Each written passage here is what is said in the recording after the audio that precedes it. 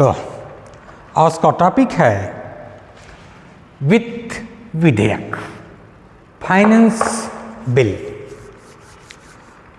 धन विधेयक में केवल अनुच्छेद 110(1) में वर्णित विषयों से संबंधित प्रावधान ही सम्मिलित है, परंतु वित्त विधेयक में अनुच्छेद 110 में वर्णित प्रावधानों के साथ साथ कुछ अन्य विषयों से संबंधित प्रावधान भी सम्मिलित रहते हैं। इस प्रकार वित्त विधेयक में धन विधेयक के प्रावधानों के साथ साथ साधारण विधेयक के भी कुछ प्रावधान सम्मिलित रहते हैं। इस प्रकार प्रत्येक धन विधेयक वित्त विधेयक भी होता है, प्रत्येक धन विधेयक वित्त विधेयक भी होता है, परंतु प्रत्येक वित्त विधेयक धन विधेयक नहीं होता। इस बात को क्लियर कर लेना है कि प्रत्येक धन विधेयक वित्त विधेयक भी होता है, परंतु प्रत्येक वित्त विधेयक धन विधेयक नहीं होता है। धन विधेयक और वित्त विधेयक में दो महत्वपूर्ण समानताएं होती हैं।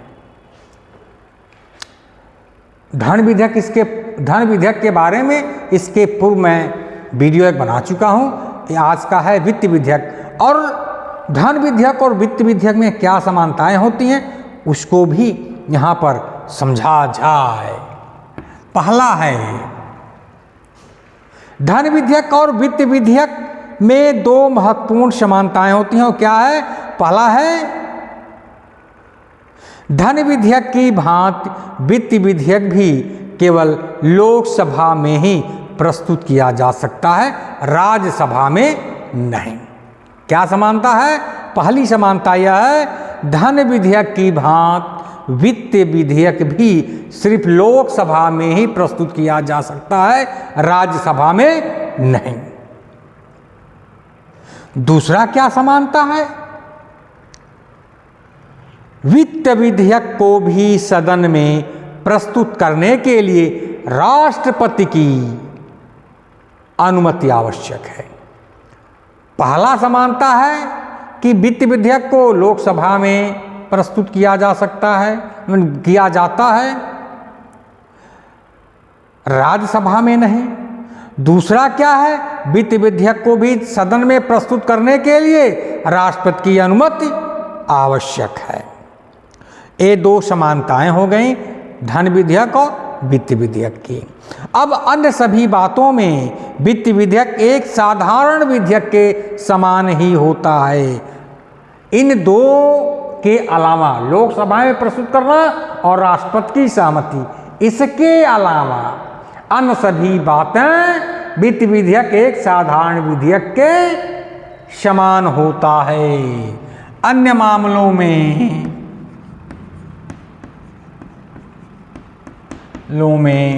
वित्त विधेयक साधारण विधेयक के समान होता है। हो गया। अब क्या है? पहला है, वित्त विधेयक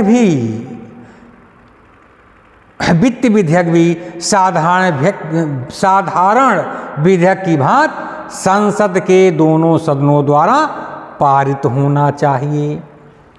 पहला क्या है? वित्त विधेयक भी साधारण विधेयक की भांति संसद के दोनों सदनों द्वारा पारित होना चाहिए।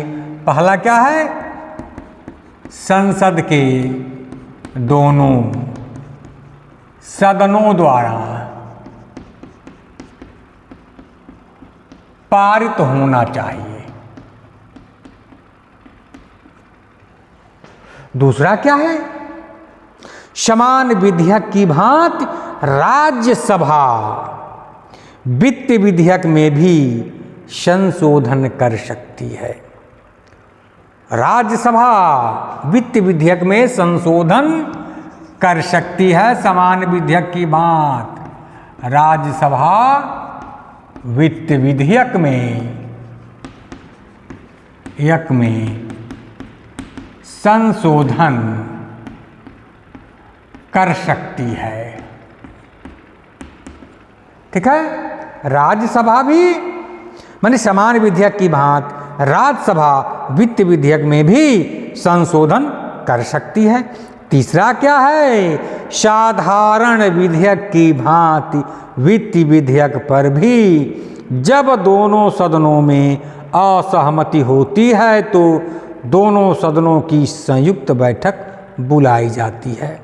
तो दूसरा क्या है, साधारण विधेयक की भांति यदि वित्त विधेयक में दोनों सदनों में असहमति होती है तो ऐसी स्थिति में संयुक्त बैठक बुलाई जा सकती है। वित्त विधेयक में असहमत की स्थिति में संयुक्त बैठक बुलाई जा सकती है।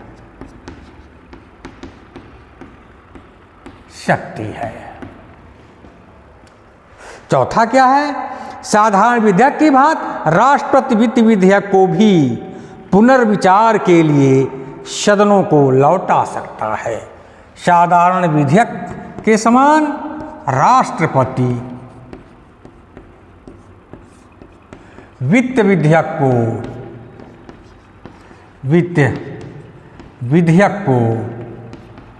पुनर्विचार के लिए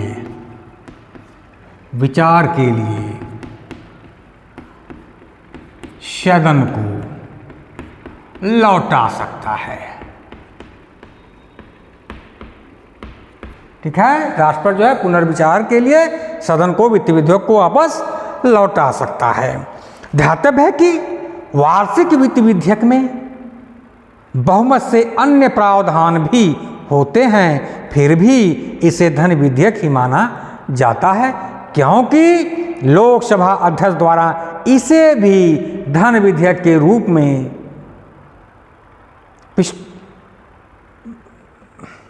पृष्ठांकित किया जाता है। वित्त विधेयक में सामान्यतः अगले वित्त वर्ष के लिए केंद्र सरकार के वित्तीय प्रस्ताव होते हैं, जिससे बजट पेश किए जाने के तुरंत बाद ही सदन में रखा जाता है। अनुच्छेद 117(3) अनुच्छेद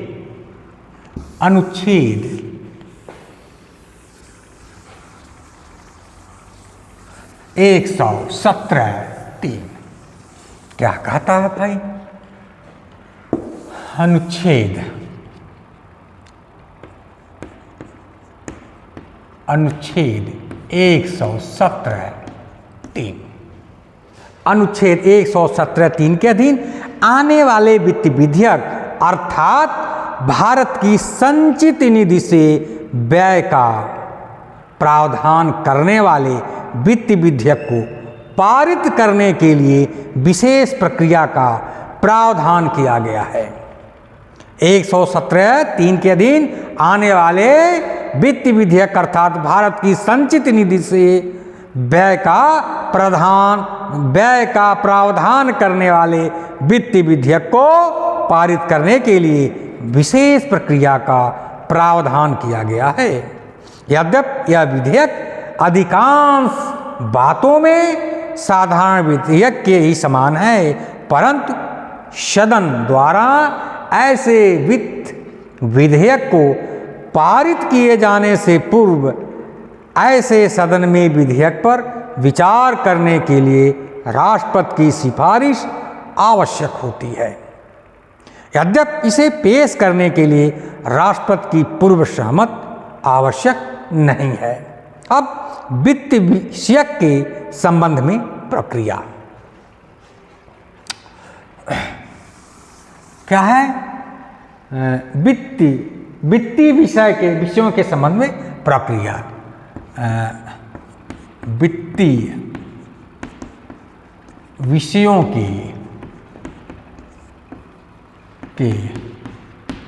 संबंध में प्रक्रिया। अब ये क्या है भाई? वित्तीय विधेयक के संबंध में प्रक्रिया का प्रावधान संविधान के अनुच्छेद 112 से 117 में किया गया है। एक अनुच्छेद